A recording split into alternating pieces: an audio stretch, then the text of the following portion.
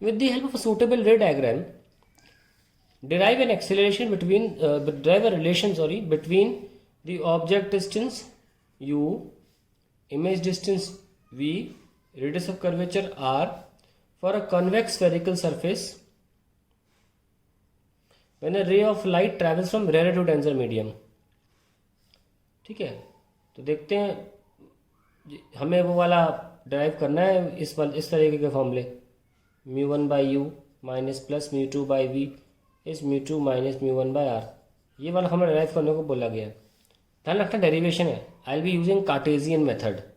चलिए इस तरीके से आपको कार्टेजियन भी यूज़ करना आता चला जाएगा अगर नहीं आता है तो।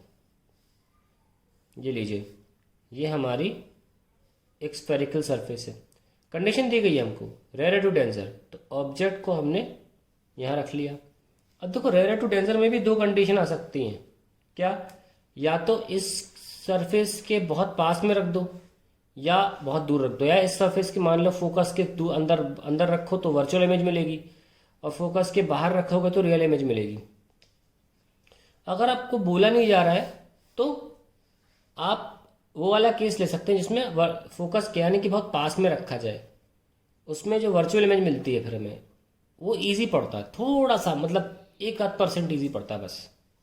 So let's start. ये ऑब्जेक्ट है, ये सरफेस है और ये हम पहले से बना लेते हैं सेंटर ऑफ कर्वेचर अगर ये इसको कंटिन्यू किया जाता है एज अ स्फीयर। तो ये सबसे पहले नॉर्मल निकालेगा अपनी, नहीं तो हम बता नहीं पाएंगे कि रे कहाँ जा रही है। ये एंगल ऑफ इंसिडेंस है और टूवर्ड्स द नॉर्मल ये इमेज है। तो ये वाला क्या होगा? Angle of refraction. इसको पोल बोलते हैं और इसको बोलते हैं नॉर्मल का पॉइंट जहाँ से कट करता है, तो एन बोलते हैं। ना इन एंगल्स को जो सबटेंड कर रहे हैं, ऑब्जेक्ट सबटेंड कर रहा है सेंटर ऑफ कर्वेचर और अल्फा बीटा गामा, और इनका कोई ऑर्डर निश्चित नहीं है, कुछ भी ले लो, इसको कोई फर्क नहीं पड़ता। XYZ ले लो, ABC ले लो, छोटा ABC, कोई फर्क नहीं पड़ता। Let's start. Simple Snell's law, लेकिन यहाँ पास दो असम्पशंस हैं।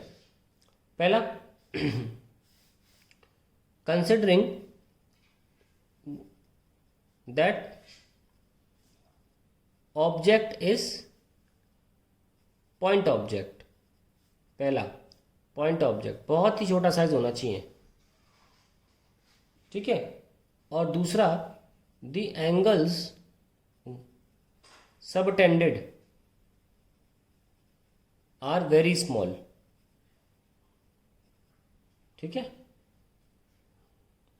तो ये मतलब ये जो अल्फा बीटा गामा एंगल्स हैं बहुत छोटे हैं, मतलब alpha beta gamma I R, ये सारे एंगल्स बहुत छोटे हैं, ये हमसे बोला जा रहा है। चलो स्नेल्स लॉ लगाते हैं। स्नेल्स लॉ,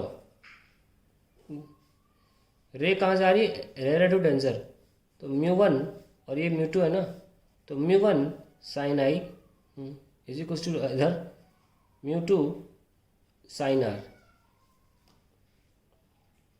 नाउ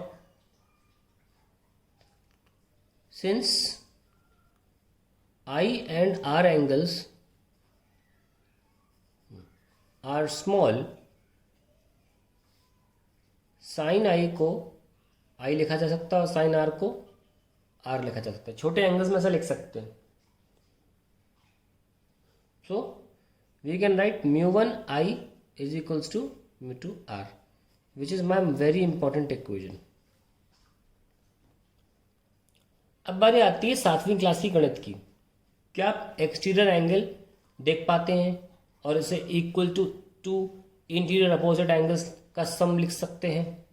देखिए, आप देख सकते हैं कि आई है वो इस ट्रायंगल के OCN ट्रायंगल के एक्सटीरियर में है, और we can easily write I is alpha plus beta, है ना। और आप चाहे तो देखें यहाँ पे ये आर है और ये गामा है, और बीटा जो है वो एक्सटीरियर एंगल है ट्रायंगल NIC के लिए।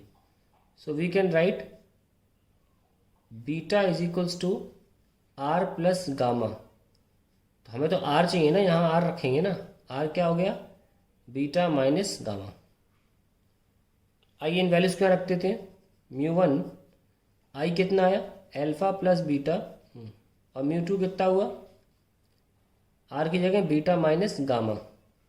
So we have mu one alpha plus mu one beta is mu two beta minus mu two gamma. अब आप क्या करेंगे, mu one alpha plus mu two gamma is mu two minus mu one whole bracket beta.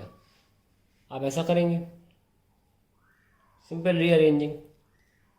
So now we have mu one, what is alpha, angle equals to arc upon radius, और radius कितना है, you है। तो arc को हम ऐसे दिखाते हैं, ऐसे कर्व दिखा के, ये लीजिए,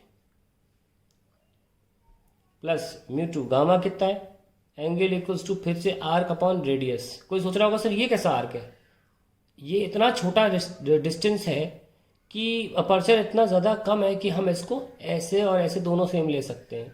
ड्यू टू अपर्चर का जो कर्वी पार्ट है वो बहुत ज़्यादा ऑलमोस्ट फ्लैट की तरफ है, ठीक है, इतना भी कर्वी नहीं है कि हम अजम्पशन ना ले सकें, तो इतना भी कर्वी नहीं है। सो इसलिए ये भी आर्क लेना जा रहा है इसके लिए, और ये आर्क तो इसके लिए तो है ही।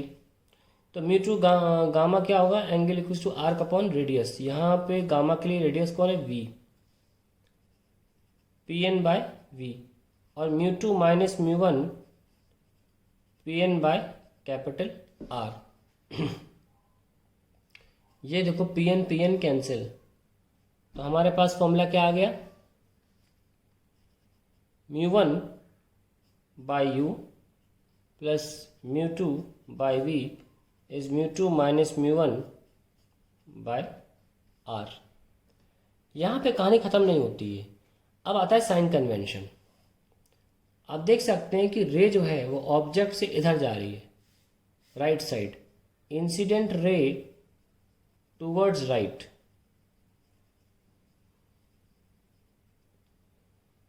और जो ऑब्जेक्ट डिस्टेंस है वो लेफ्ट है, क्योंकि गिनते तो पोल से ही है ना, ऑब्जेक्ट इधर है, तो u जो होगा वो लेफ्ट में काउंट हो रहा है, तो u क्या हो जाएगा, नेगेटिव, और v और r पॉजिटिव रहेंगे। v और r को भी राइट साइड ही गिने जा रहे हैं, ये हो जाएंगे पॉजिटिव। सो इसमें लगा दीजिए वैल्यू, u नेगेटिव है, v और r वैसी का वैसा है, that is the final answer. हो गया डिराइव।